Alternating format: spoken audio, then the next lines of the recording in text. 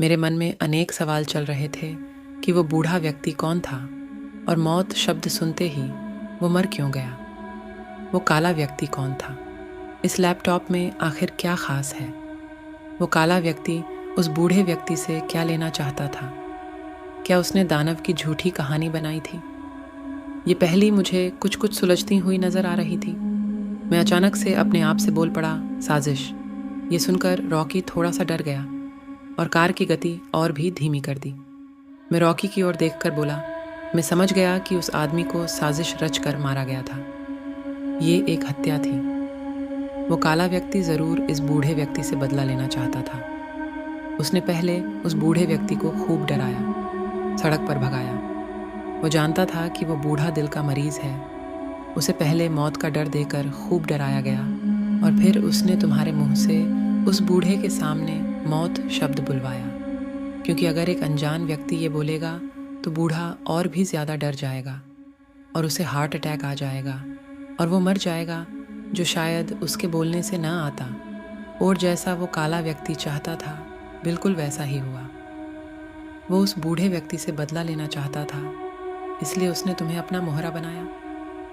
ऐसा करने से कोई सपने में भी नहीं सोच सकता कि उस आदमी की हत्या हुई है।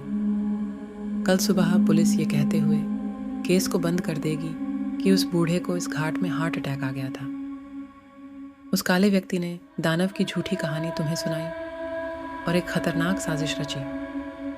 इतना कहकर मैं थोड़ा सा मुस्कुराया और सोचने लगा कि उस काले व्यक्ति ने क्या खतरनाक साजिश रचकर उस बूढ़े को मारा है ताकि किसी को शक भी ना हो। रॉकी ये सब सुनकर कुछ गंभीर हो गया और कार की स्पीड बढ़ा दी।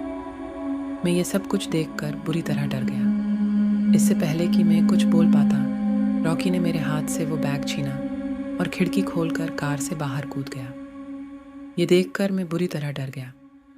कार तेजी से नुकीले पत्थरों की ओर भागी जा रही थी। मैं बर्फ की तरह जम चुका था, शरीर को लकवा मार गया था। मैं हिल भी नहीं पा रहा था।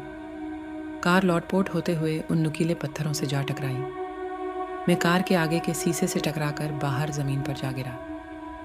मेरे शरीर में हर जगह कांच चुभ गया था, खून बह रहा था, असहनीय दर्द हो रहा था। मैं बस जमीन पर बेजान पड़ा, दर्द से कराह रहा था। सब कुछ धुंधला सा नजर आ रहा था। मेरे कुछ भी समझ में नहीं आ रहा था कि ये क्या हो रहा था। मैंने अपनी आंखें बंद कर ली और कुछ देर बाद में अपने आप से बोला, साजिश। ये सब मुझे मारने की एक साजिश थी। रॉकी मुझे मारना चाहता था। उसने मुझे झूठी कहानी सुनाई और मुझे जहां पर लेकर आया। उसने लैपटॉप का झूठा खेल रचा, क्योंकि अगर लैपटॉप ही नहीं होता तो मैं शायद जहां पर कभी भी नहीं आता। मैं लड़खड़ाते हुए शरीर के साथ खड़ा हुआ और धीरे धीरे चलने की कोशिश करने लगा। लेकिन रॉकी ने ये सब किया क्यों? अरे हाँ, ये सब रॉकी और मेरी पत्नी अनाया ने मिलकर किया है। वे दोनों आपस में प्यार करते थे, इसीलिए अनाया मुझे अपने पास बुला रही थी। वो भी चाहती थी कि मैं मारा जाऊं। उन दोनों ने ये जाल बुना, इसीलिए उस दिन वे दोनों एक दूसरे को देखकर मुस्कुरा रहे थे। मैं कितना पागल था जो इस बात को समझ तक न सका। लेकिन रॉकी ने इतनी अच्छी एक्टिंग कैसे की? तभी मुझे कुछ याद आया और मैं खुद से बोल पड़ा, अरे नहीं, तभी तो रॉकी ने 4 दिन पहले एक्टिंग सिखाने वाली एक कंपनी ज्वाइन की थी, जहां पर वो अक्सर रात को जाता था। मैं कितना मूर्ख हूँ जो इस साजिश को ने समझ सका। और यही नहीं, वो मुझसे कुछ रुपए उधार भी मांग रहा था ताकि वो एक लैपटॉप लेकर आ सके। ये वही लैपटॉप था। उसने मुझे इतना बड़ा धोखा दिया। अब वो पुलिस से कह देगा कि विजय मेरी गाड़ी लेकर अपनी पत्नी को लेने के लिए गया था और रास्ते में उसका एक्सीडेंट हो गया। पुलिस कुछ छानबीन भी नहीं करेगी और किसी को उस पर शक भी नहीं होगा। मैं ये सब सोचते हुए लड़खड़ाते कदमों से सड़क पर आ गया। शरीर से खून बह रहा था, बहुत दर्द हो रहा था। मैं अपने आप से बुदबुदाया, मुझे पहले सिटी हॉस्पिटल जाना चाहिए और अपना इलाज करवाना चाहिए। मैं तेजी से सड़क पर सिटी हॉस्पिटल की ओर दौड़ने लगा। बहुत दर्द हो रहा था। कुछ दूर दौड़ने के बाद में सड़क के बीचों बीच खड़ा हो गया और अपने दोनों हाथ फैलाकर आसमान की ओर देखकर जोर से चिल्ला उठा और फिर अचानक से सड़क पर पीठ के बल गिर गया। मुझे अचानक से याद आने लगा कि ये सब कुछ मैंने पहले भी कहीं देखा है। तभी मैं अपने आप से बोल पड़ा, अरे नहीं, एक्सीडेंट वाले दिन एक सफ़ेद परछाई इसी तरह सड़क पर गिर गई थी, वो मैं ही था। ये खंजरीली घाटी मुझे मेरा भविष्य दिखा रही थी, लेकिन मैं पागल कुछ समझ ही नहीं सका।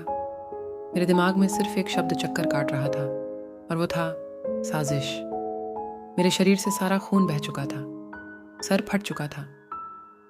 मैं अब खड़ा भी नहीं हो सकता था। शरीर पूरी तरह से जवाब दे गया था। मेरी आंखें धीरे धीरे बंद होने लगी। मैंने अपनी आंखों को खोलने की पूरी कोशिश की, पर अंत में मेरी आंखें बंद हो गईं। हमेशा के लिए, और इस तरह खंजरीली घाटी को एक नया शिकार मिल गया, और साथ ही एक साजिश अंजाम तक पहुंच गई।